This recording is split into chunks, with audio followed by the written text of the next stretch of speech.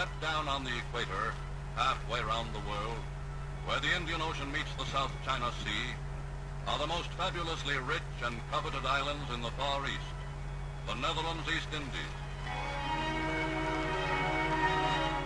Stretching from Singapore to the Antipodes, and at one point only 40 miles from the Philippines, the Netherlands Indies are a group of more than 20,000 abundantly fertile islands. The most important of them, Java, Sumatra, and Borneo.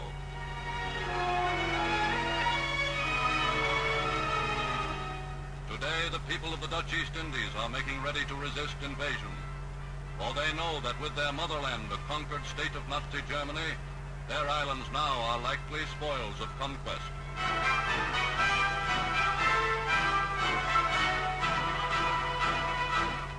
Because Dutch colonists most fear attack by their ruthless neighbor Japan, they are hurriedly converting all their resources into armaments in a desperate attempt to discourage invasion by making it costly for the invader. From the lightning-quick destruction of Holland's own great cities, Amsterdam and Rotterdam, they have learned the great lesson of modern warfare, that aerial bombs are the prime weapons of both offensive and defensive war. But key to all Japan's plans for a vast new empire are the Dutch East Indies.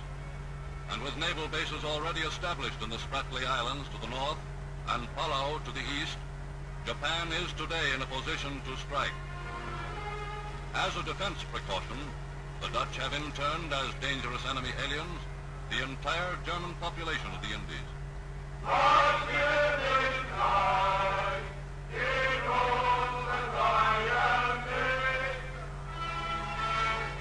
Source of moral encouragement and financial support to the people of the Indies has been London, where Holland's well-loved queen, 60-year-old Wilhelmina, fled for refuge. Here with her exiled ministers, Wilhelmina has been attempting to carry on the affairs of the imperial Netherlands government, to hold together the great Dutch empire scattered over the world, on the mainland of South America, in the American Indies, and in the China Seas. An empire Nazi Germany is making every effort to destroy. German generosity and patience are not endless. The maltreatment of Nazis enjoined by the Dutch in the East Indies will bring swift reprisals. The Führer has ordered the military governor of the Netherlands to see that the Dutch under his authority are given some of their own medicine.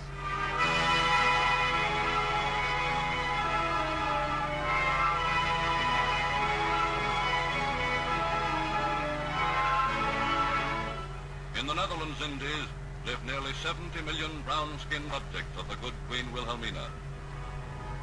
Of all the races inhabiting the Dutch Indies, best known to the world at large are the well-publicized and highly cultured people of Bali.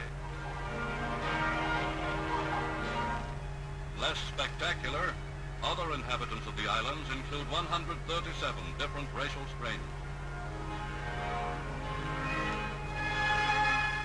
For the most part, a kindly and peaceable people, Mohammedan by religion, they live simply, deriving all they need from their immensely productive soil.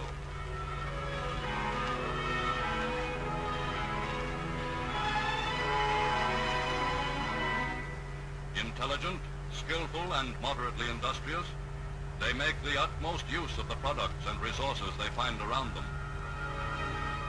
From generation to generation, they have preserved their tribal crafts, and in the course of centuries, they have produced masterpieces of minor art. Of native crafts, known is Javanese batik, fabrics richly patterned with the symbols of old Malayan sultans. Ruler over all the people and all the sultans in the Dutch East Indies is Queen Wilhelmina's Governor-General, Jonkheer Takauer, a mild and liberal autocrat.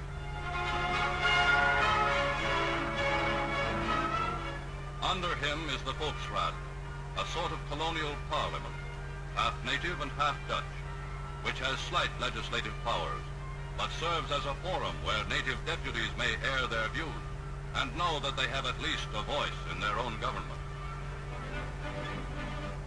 Partial secret of the Dutch reputation as the world's most efficient colonizers is their ability to treat the natives not as subjects, but as citizens of the empire.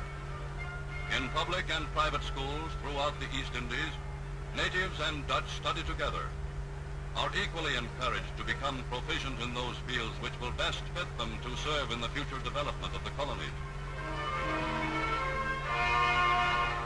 Administered for a full century with tolerance and a far-seeing eye for profits, the Netherlands Indies have grown to be a rich field for investment.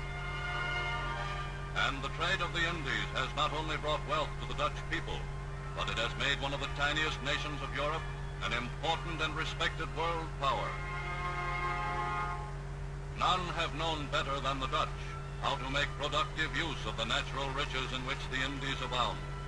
No tobacco is more in demand than the delicate Sumatra, painstakingly cultivated to produce a large, fine leaf, which brings top prices in world markets as a wrapper for choice cigars.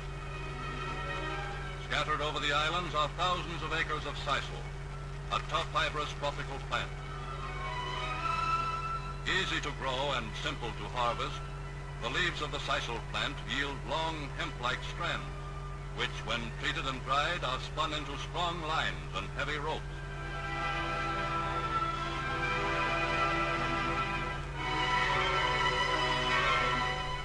As tea planters, the Dutch colonists have been as successful as any in the East, and from the slopes of Java's volcanoes comes a delicate and fragrant leaf, which has done much to improve the blend of all Dutch tea.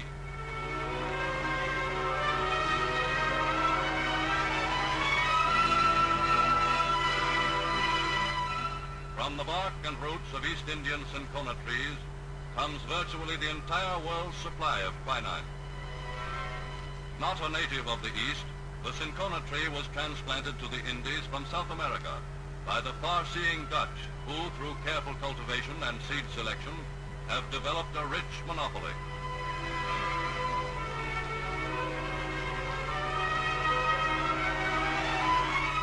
Of all the raw materials of modern industry and modern warfare, few are more essential than tin. And in the Dutch East Indies, America's chief source of supply of this all-important metal, whole islands are mountains of tin. Washing the ore from the soft earth is one of the easiest and most profitable of industrial operations.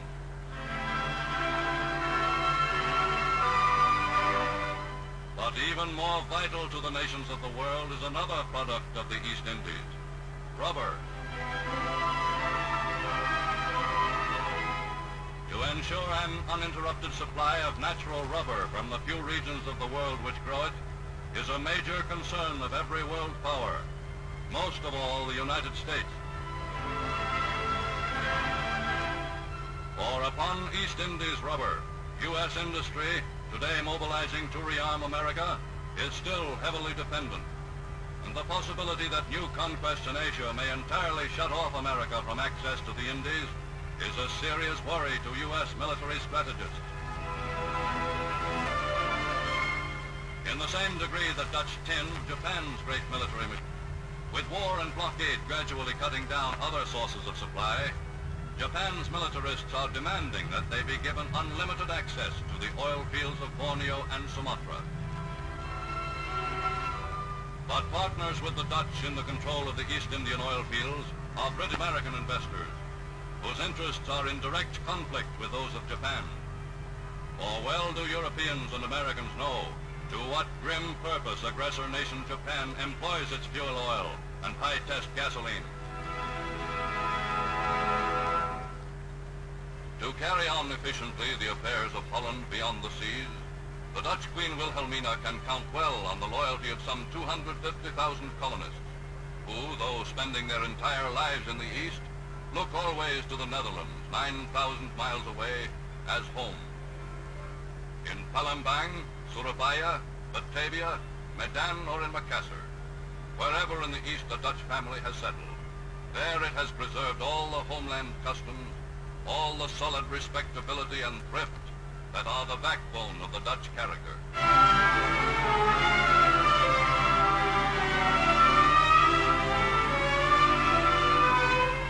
Into the quiet life of the Netherlands East Indies, early in May 1940, came a message, a group of 3 code words.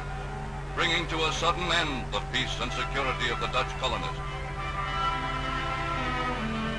Within 5 short days, Holland had been overrun by the German war machine. Quick to see an advantage in their neighbors' misfortune were Japan's militarists. England's difficulty is Japan's supreme and golden opportunity.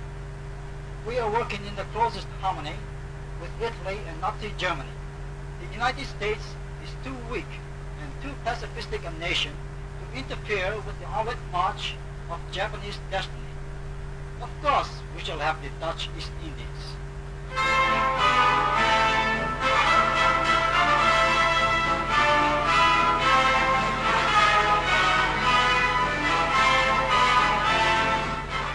As the people of the Netherlands Indies faced the gravest danger in the history of their empire, native sultans with ceremony and ritual reaffirmed their loyalty to the Dutch crown and the royal House of Orange.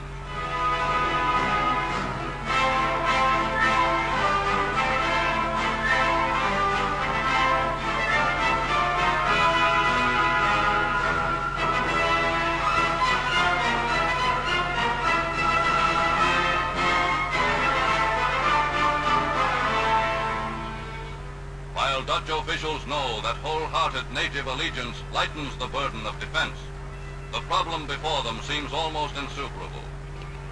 But in grim earnest, all the resources and industries of the rich Netherlands East Indies are for the first time diverted from the creation of wealth to the purposeful task of self-defense and self-preservation.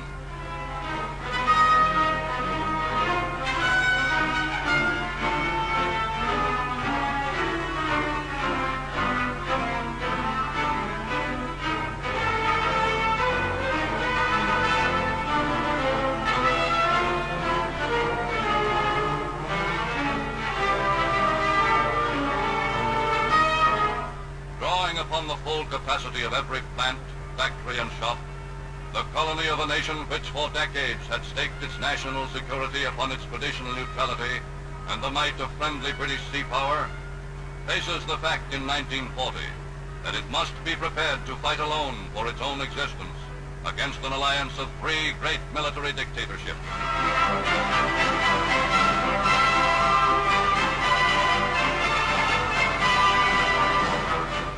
Knowing the limitations of their resources and their defenses, the Dutch staff is directing much of its effort to training soldiers able to cope with parachute invaders. Throughout the islands, the Army is establishing anti-aircraft defenses wherever they will be most effective.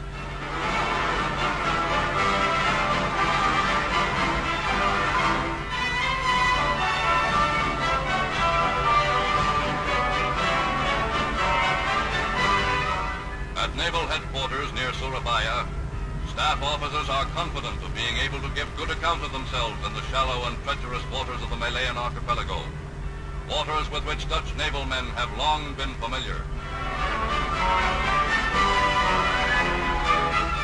In the East Indies Squadron, the Dutch have nearly 100 surface craft, motor torpedo boats, destroyers, cruisers, gunboats.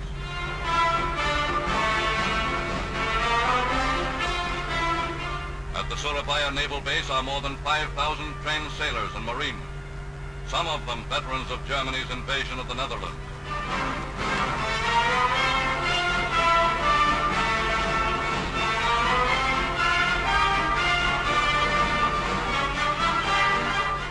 Based on Java is a flotilla of 18 modern submarines, outfitted with new long-range audio-electric sound detectors.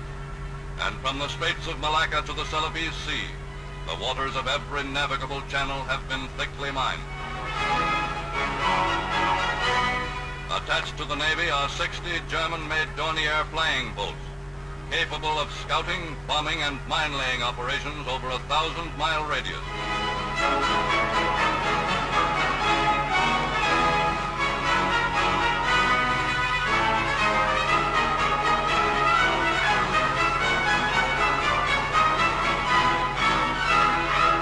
And in the Indies is a third line of defense, a compact Army Air Force of 3,000 men and nearly 300 combat planes.